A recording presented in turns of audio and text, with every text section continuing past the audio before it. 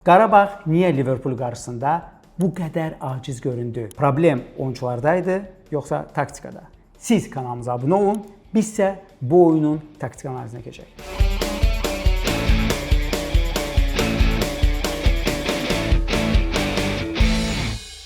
Dostlar, ilk öncə biz bu oyunun taktik analizini edəcəyik. Ondan sonra isə biz Anfield'a yollanacağıq və keçən videoda olduğu kimi Nihat bizə Anfield'dakı atmosferi göstərəcək. Gəlin başlayaq taktik analizdən. Hər şeyi bir qırağa qoysaq, ilk öncə biz gərək Qarabağı, onun rəhbərliyini, məşqçilər korpusunu və oyunçularını təbrik edək. Eyni zamanda onlara minnətdarlığımızı bildirək ki, Qarabağ bizə belə möcüzəvi bir turnir bəxş etdi. Gəlin səmimi olaq. Turnirin əvvəlində bizim əsas məqsədimiz xüsusilə Kopenhagen oyunu idi ki, hardan biz Qarabağın Çempionlar Liqasındakı ikinci cəhdindən ilk qələbəsini gözləyirdik.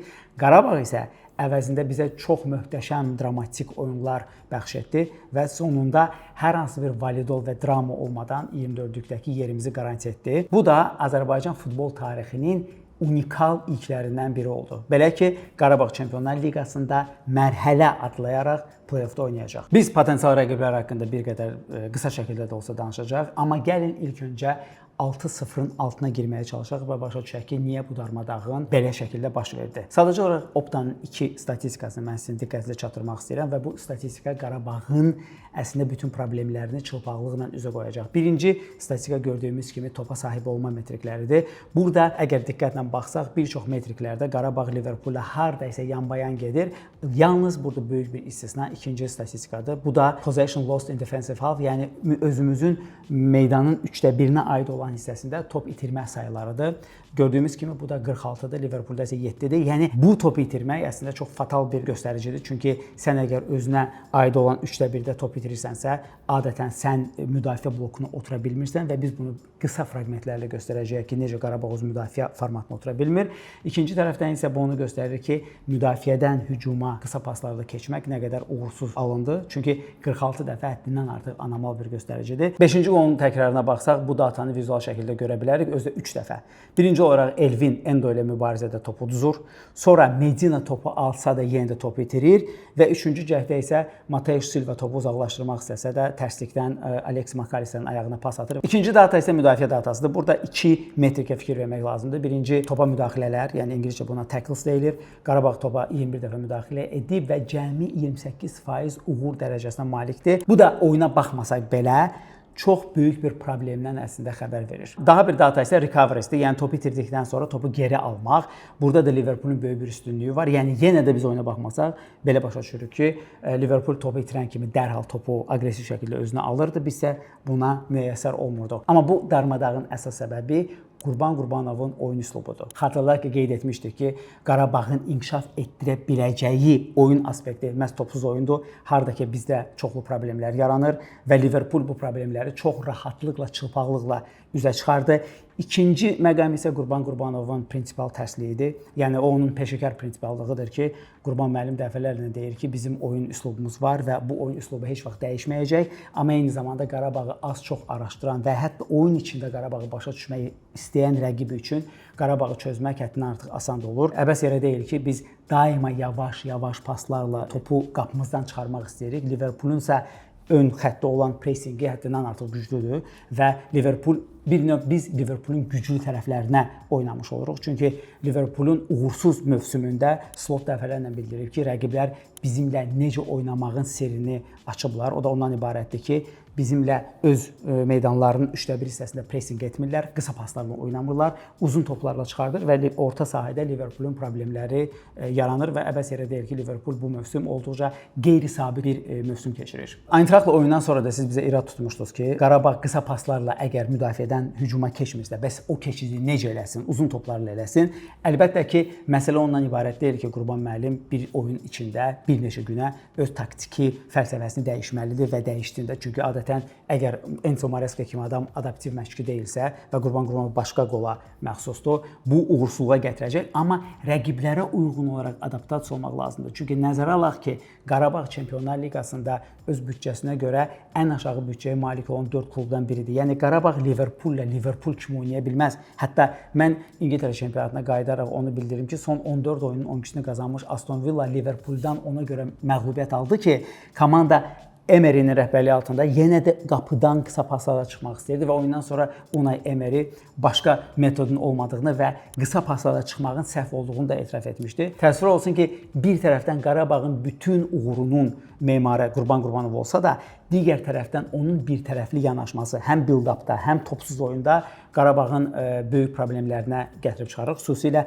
Avropada, hardakı rəqiblər daha güclüdür. Bir faktı isə deyim ki, bir tərəfdən siz yenə də deyə bilərsiniz ki, Qarabağ Liverpool istisna olmaqla o biri rəqiblərə məğlub olanda da layiqli müqavimət göstərdi. Oyunun müəyyən kəsiklərində rəqiblərlə başa-baş mübarizə apardı. Amma gəlin Qarabağın məğlub olduğu 3 rəqibi götürək. Bunlar Atletik Bilbao, Napoli və Ajax. Bu 3 komanda Qarabağlı 3 oyunda 3 qələbə qazandı. Lakin Qarabağdan başqa keçirdikləri ümumilikdə 21 oyunda da cəmi 3 qələbə qazandılar. Yəni bizim qarşımızda olan rəqiblər əslində krizisli olan rəqiblər idi. Yəni bu darmadağın daha öncə ona görə baş vermədi ki, həmin rəqiblərin hər üçü ümumi mövsüm olaraq krizisdədirlər. Bunun həlli nə ola bilər? Əlbəttə ki, Qurban müəllim bizə qulaq asan deyil, amma Qurban Qurbanovun da özünə daima nümunə götürdüyü Pep Guardiola bunu etdi. Yəni adam özü etiraf edir ki, onun tiki-takası artıq işləmir, amma tiki-takanı dəyişən adam o deyil. Ona görə də adam Pep Lijnderslə əməkdaşlıq etməyə başlayır. Pep Lijndersin isə əsas işi Jürgen Kloppun həm Borussia Dortmundda, həm də ki Liverpoolda assistenti olmaqla vertikal əks hücumlar üzrə məşqçi olmaq idi. Yəni Qarabağ əslində 2 oyun elementini düzəltsə, Avropada daha da rəqabətçi ola bilər. Onlardan biri Qurban Qurbanov özünə daha bir assistent götürə bilər, hansı ki məhz oyunun vertikallaşmasında ixtisaslaşıb. Digər tərəfdən isə əlbəttə ki Qarabağın işləməli olduğu oyun məqamı standartlardır. Çünki Qarabağ standartlardan həm çox həssasdır, qol buraxır, həm də ki əlbəttə ki Eintrachtda vurduğumuz qələbə topu ikinci dalğa kornerdən gəldi. Amma birbaşa standartlardan biz o qədər də kəsərli deyilik. Əbəs yerə deyil ki, təəssüflə qeyd etmək lazımdır ki, Liverpoolda harda sınıq-salxaq oyunçular var, hamısı bizə qarşı, nə qədər elementlər var, hamısı bizə qarşı işlədi. Birinci olaraq Virgil van Dijk karyerasında ilk dəfə olaraq hat-trick elədi, assistlərdən adam bir oyuna 3 gol pas atdı. Formada olmayan Florian Wirtz bizə qarşı çox rahat gol vurdu. İkinci tərəfdən Salah oktyabrın sonundan bu yana 9 oyunda ilk golunu vurdu. Sonra Liverpool İngiltərə çempionatında kornerlərdən vurduğu qollara görə 2 gol vurub. Bu göstəriciyə görə 19-cu yerdədir. Liverpool bizə kornerdən ilk qolunu vurdu. Yəni bu nəyi göstərir ki, bu bizim bəxtsizliyimiz deyil, sadəcə rəqibə kifayət qədər sistematik müqavimət göstərə bilməməyin nəticəsidir. Sonda biz yenə də başladığımız yerə qayıtmaq istəyirik. Yəni bu sadəcə olaraq oyunun data üzərində analitikasıdır. Yəni nələr düzgün getmədi? Çünki tabloda olan hesab da əslində çox şeylərin düzgün getmədiyindən xəbər verir. Amma bu 8 oyundan biridir. Biz yenə də ümumi çıxışa qlobal belə bir şəklə baxsaq, qlobal rəsm ondan xəbər verir ki, biz Qurban Qurbanova və Qarabağa birmənalı şəkildə minnətdar olmalıyıq ki, onlar bizə belə bir xoşbəxtliyi, belə bir növ futbolun elitasının tərkib hissəsi olmağının elə bir dadını çıxartıra bildilər və bu sadəcə olaraq turnirdə 8 oyun oynayıb iştirak etmək deyildi. Bu turnirdə kifayət qədər sistematik oyun oynayaraq ümumiyyətlə Qarabağı düşünməyən neytral futbol azarkeşləri, analitiklər və məşqçilərinin rəğbətini qazanmaq vasitəsilə baş verdi. Çünki Bakıda xüsusilə Qarabağ çox fantastik oyunlar oynadı. Eyni zamanda Benfica ilə şok debüt də unudulmamalıdır. Çünki günün sonunda gəlin xatırlayaq ki, püşqatlandan sonra, rəqiblərimizi biləndən sonra bizim realistik gözləntilərimiz ondan ibarət idi ki, Qarabağ Çempionlar Liqasındakı ikinci cəhdində ilk qələbəsini qazanacaq və biz komandamıza hardansa 3-7 xal arası verirdik və səmimi olaq ki, əgər normal ssenari olsaydı, komanda 6-7 xal yığsaydı, biz yenə də bu turniri çox uğurlu hesab edə biləcəkdik. Amma nəticə odur ki, Qurban Qurbanovun fantastik işi sayəsində bütün o bir növ underdoglar, yəni balaca komandaların içində yeganə uğur hekayəsi bəs bizə məxsusdur. Gəlin bunun dadını çıxaraq, çünki Çempionlar Liqası bizim üçün ən azı daha 2 oyun davam edəcək. Nəzərə alsaq ki, play-offda Qarabağı həddindən artıq ağır 2 maç gözləyir. Rəqibin Newcastle və ya PSG olmasından asılı olmayaraq bir fakt bəllidir ki, əgər Qarabağ Liverpool oyunda olduğu kimi adaptasiya etməsə, elə son oyunda olan nəticəyə oxşar bir hesablar hər iki oyunda təkrarlana bilər. Yenə də biz gəlin Qarabağımıza tam şəkildə dəstək olaq və bura qədər gəldiyinə görə Qarabağa minnətdarlığımızı bildirək. Öz fikirlərinizi şərhlər bölməsində bildirməyi unutmayın. Biz isə yollanaq Anfielddə, görək orada atmosferi necə idi. Dostlar, nəhayət oyun günü gəldi çatdı. Qarabağımız Anfieldda, Liverpoolun doğma meydanında liqa mərhələsinin son oyununa çıxacaq. Artıq oyuna dəqiqələr qalıb. Gəlin indi içəri keçək, stadionu və atmosferi sizə göstərim. Bəli, indi stadiona daxil oluruq. O möhtəşəm atmosferə. Aye, all right, got your tickets, guys. 33, so you're 2 rows from the back.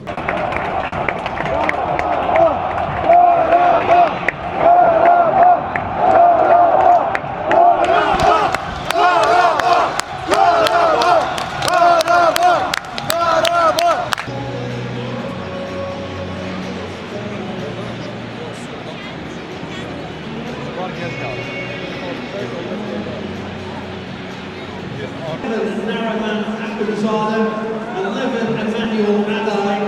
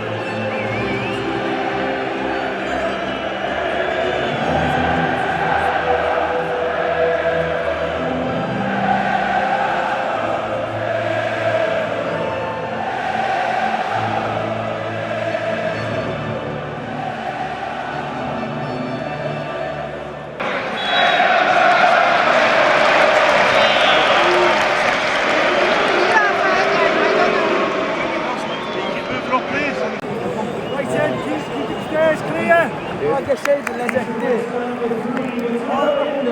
Endo sürekli değil ha. Bravo! Kesin! Kıvır! Kıvır! Kesin! Hayda!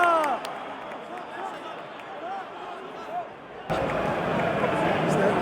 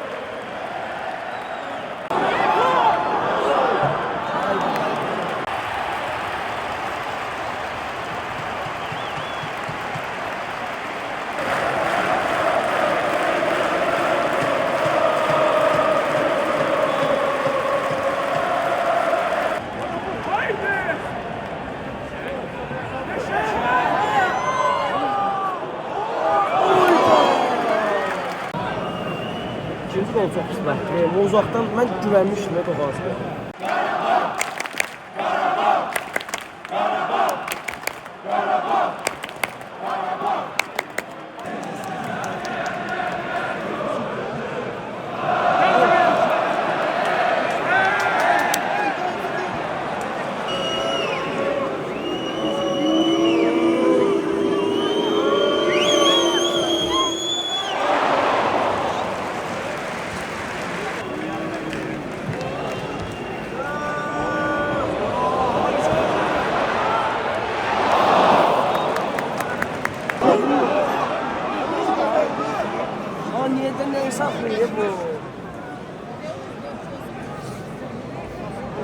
Aa burada.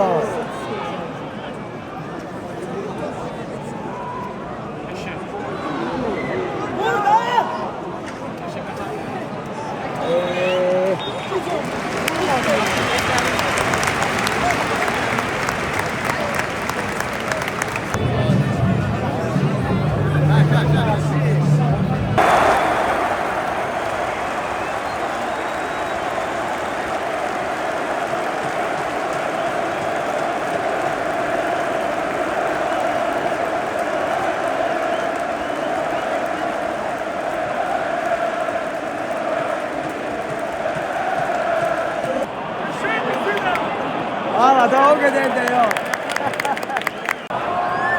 Offside da, offside.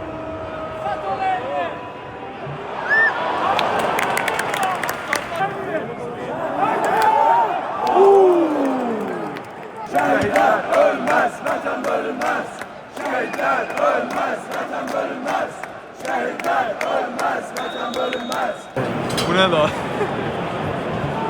Alisson niye oraya geldi? Çok şey.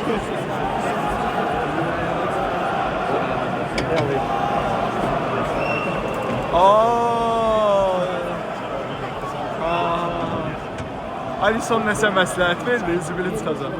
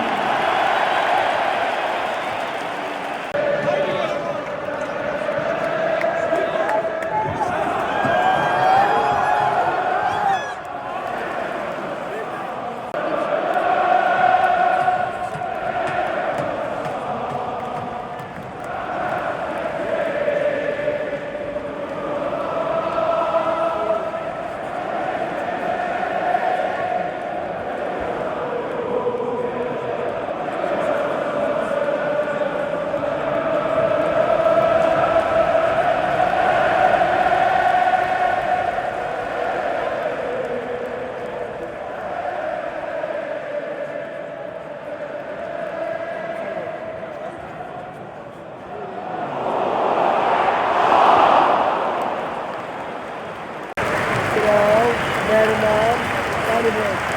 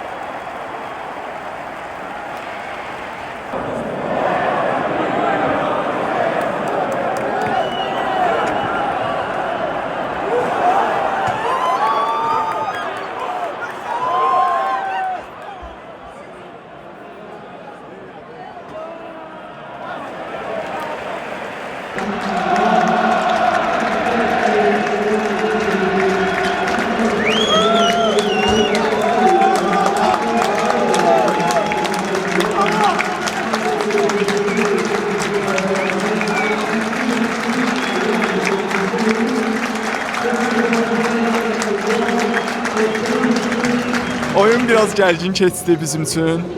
Bu cür oyunlar təcrübədir, daha əvvəl də qeyd elədiyimiz kimi. Bu cür məğlubiyyətlər bizi gələcəyə hazırlayır. Ümid eləyək ki, play-off mərhələsində daha da uğurlu olarıq. Təbrik edirəm bütün azarkeşlərimizi. Play-off mərhələsində görüşərik. Sağ olun.